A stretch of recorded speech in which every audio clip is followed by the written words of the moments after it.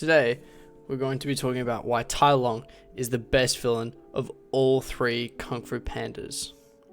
The reason I decided to make this video was because recently I've seen everyone meat riding this parakeet looking ass villain, saying that he's the best villain due to the character development of Po. But I'll talk about that later. Now let's dissect this absolute sigma male of the DreamWorks industry. Tai Long, in my opinion, had a far greater backstory than both Kai and Shen, in the fact that in the first Kung Fu Panda movie, we see Tai Long's history, which dates back further than 20 years as of the movie taking place. We see Tai Long was adopted by Master Shifu and was taken under his wing and learnt the ways of Kung Fu, and was, as in Shifu's terms, destined for greatness. With a desire inside Tai Long, he trained extremely hard to possess what he thought was as his destiny, which was the possession of the Dragon Scroll, which that then became being the Dragon Warrior. But Master Oogway chose to not grant Tai Long this power, as he saw a dark side of him. This leaving Tai Long filled with rage, he raided the village and was stopped by Master Oogway, causing him to be locked up in prison for 20 years. Once he breaks out of prison, he wastes no time in finding Master Shifu, the person who promised him greatness, but did not deliver, so that he can defeat him and finally become the Dragon Warrior. Now I know there's going to be kids in the comments whining and saying, well, Kai has chi, so he's much stronger, or Shen has a cannon which could easily kill Tai Long. Well, you know what I have to say to that? Tai Long has nothing. Yes, exactly. All he has is raw kung fu fighting skills, and with only this, they still made him equally as intimidating as any of the other villains without any superpower or tool. He didn't even use weapons, he only used his body. Also, for a villain to be considered powerful, it doesn't need to be the most powerful over all the villains. It only needs to be most powerful over the good guys, which is Po and the Furious Five, and also Shifu.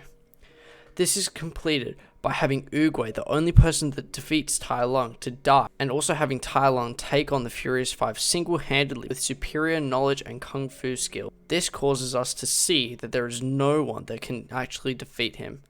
Tai Long's power is also shown in other ways that aren't combat.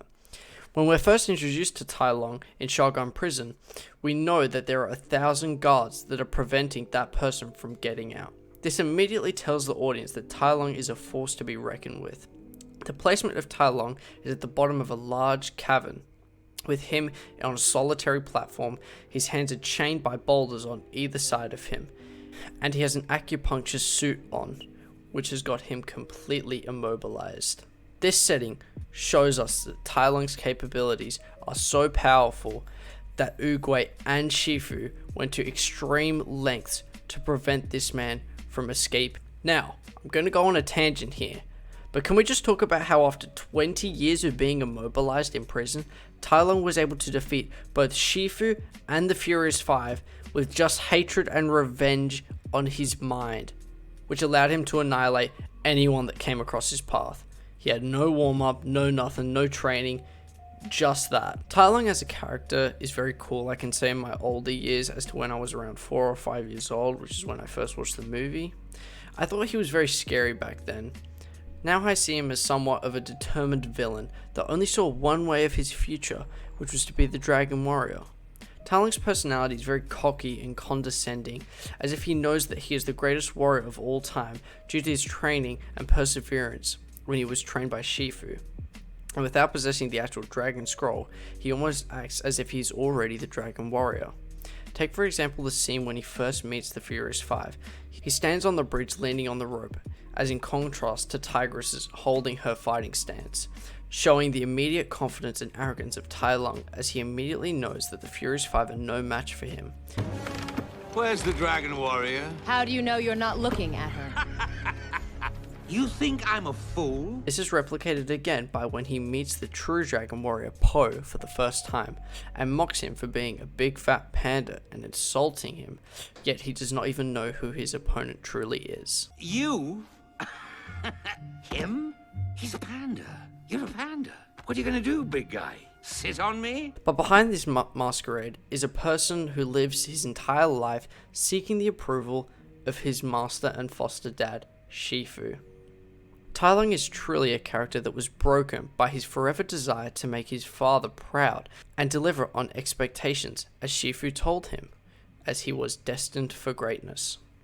Tai Lung could not bear the fact that he wasn't chosen to be the Dragon Warrior, as he blamed Shifu for it and developed his strong hatred towards the person that promised him the power and greatness of being the Dragon Warrior. We see this need for approval when at the end of the movie, when Tai Lung fights Shifu, he demands him to say that he is proud of him. What I ever did, I did to make you proud! Tell me how proud you are, Shifu! Tell me! Tell me! We also see that Tai Lung is in denial of the fact that the Dragon Scroll contains no actual writing or scripture that will unlock true power, with it just being blank, representing that there is no extra thing that is needed to be the best at anything. It is only yourself that is needed to be the best. The power of the Dragon Scroll is mine!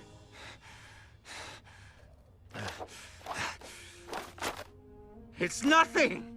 Tai Lung becomes enraged due to how blindsided he had become with seeking power and greatness that he was promised, ending with him being defeated by Po due to his anger. I believe that the ranking of Kung Fu Panda villains from best to worst would be Tai Lung, Shen, then Kai, but that doesn't mean that they are bad characters overall. I think that DreamWorks made 3 of the best villains in the entire arsenal of their DreamWorks series, but in my personal opinion, Tai Lung is far better than both Shen and Kai combined. Anyway, thank you guys for watching, and I'll see you guys in the next video. Peace!